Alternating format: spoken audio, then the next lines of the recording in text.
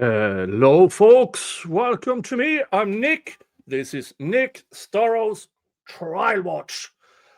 We are commenting on Lauren Matthias, the Hidden True Crime podcast, whatever's, and how she was utterly humiliated in the defendant's response to her cease and desist letter that she sent out a while ago. And I didn't know that it was Marc Randazza who is representing the defendant. Oh, folks, this is going to be good. Welcome to the show.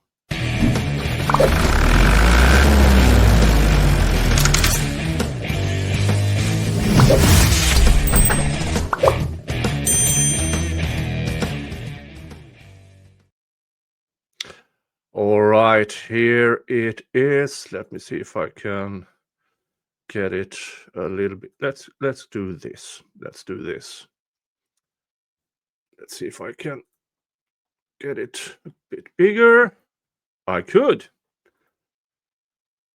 From Randazza Legal Group, Marc J. Randazza, JD MAMC LLM, licensed in Arizona, California, Florida, Massachusetts, and Nevada, November 17th, 2025. Via email only to Andrew J. whatever. Response to cease and desist letter on behalf of Lauren Matthias, notice of non-compliance. Dear Attorney this firm has the honor and privilege of representing redacted. We are in receipt of your cease and desist letter on behalf of Lauren Matthias. This letter provides no specific about what redacted allegedly did. Is it your regular practice to send demand letters that don't contain a single factual allegation? That seems pretty ineffective. Is my client coming to your client's home? Is my client in the house now? Can you show me on a doll where my client touched you?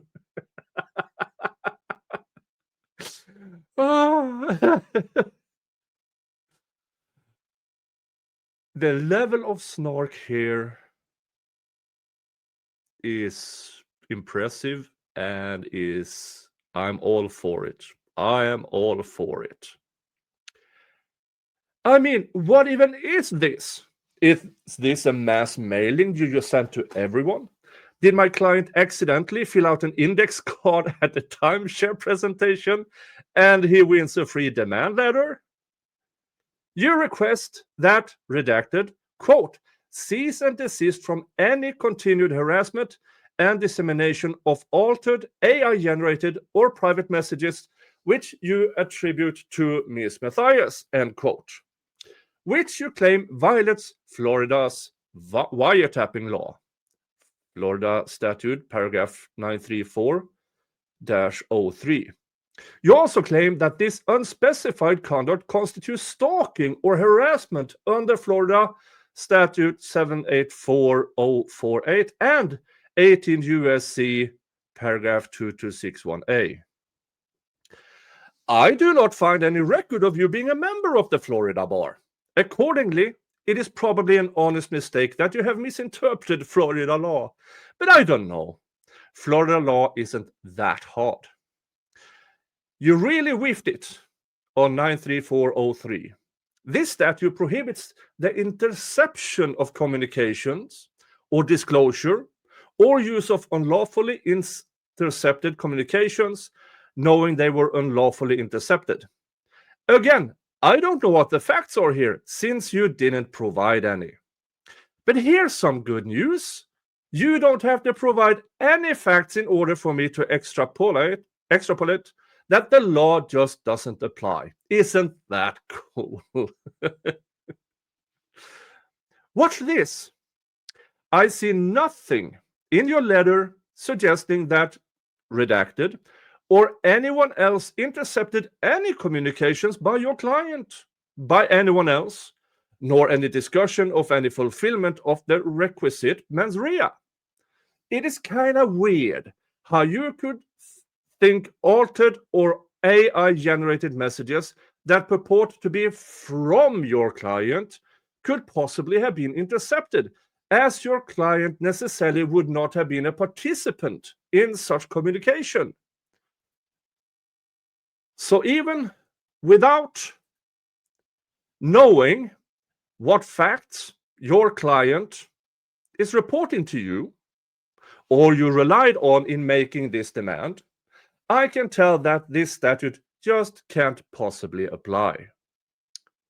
That leaves the claims of stalking and harassment.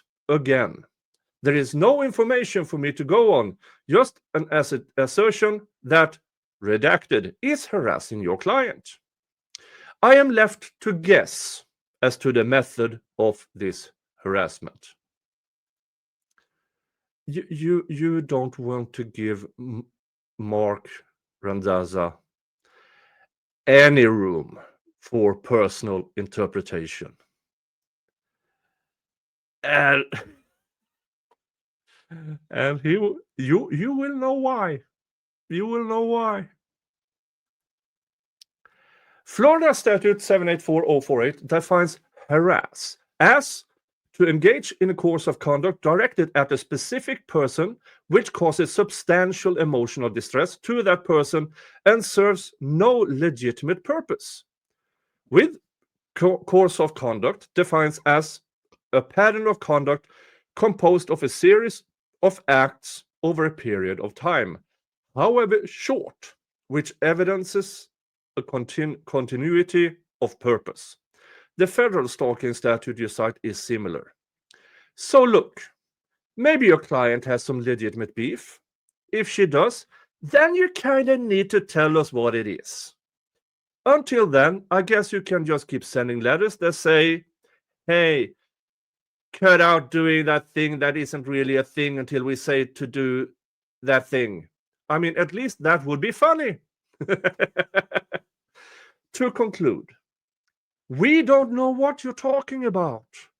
My client is not going to comply with your letter in any way, shape, or form, and we hereby demand that you stop doing something. You have to guess what it is, though, or you're committing a RICO violation. Govern yourself accordingly. Sincerely, Marc J. Randazza. I've seen Marc's letters before. If you are on the receiving end of Marc Randazza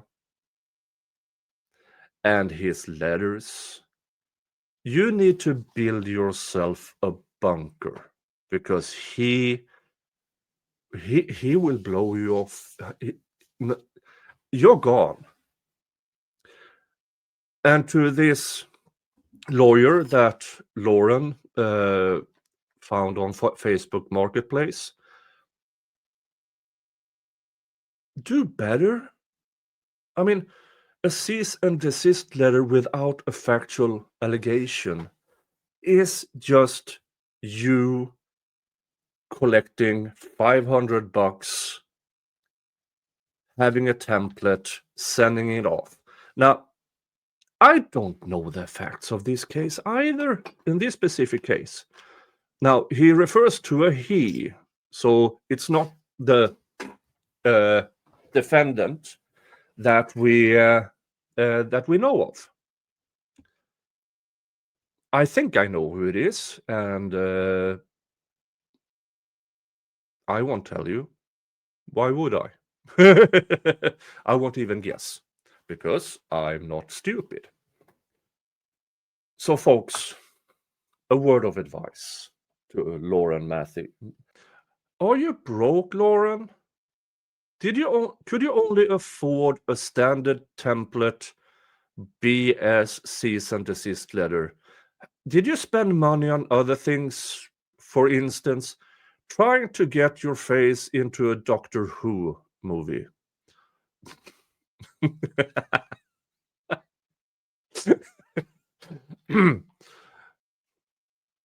Now, seriously, if there is something with this that you can actually be serious about, the one doing the harassment of others is Hidden True Crime and Lauren Matthias. Because she can't handle criticism. So she copyright claims, copyright strikes, and she sends out these letters because she's a fucking coward. They have a semi-large audience. They make money out of this. And when you become a large YouTuber, which I'm not even at 20k subscribers,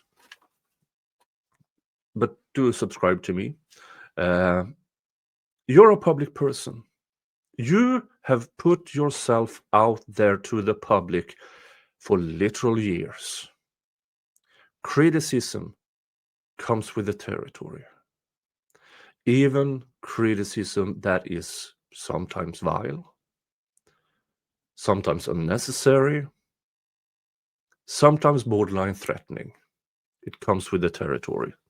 And you knew that. Everybody who makes content on social media knows that you can't get away from criticism.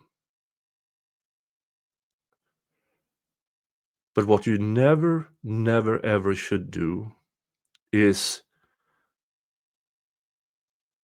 using lawfare, using law to keep your critics silent. Never. Only use it in actual, credible threats, actual, credible stalking and harassment. Because this is just plain stupid. All right, folks. That is what I had for you for today. I will keep following this. I will keep updating you. And you all have a good one. And I will see you in the next stream or video. Bye-bye.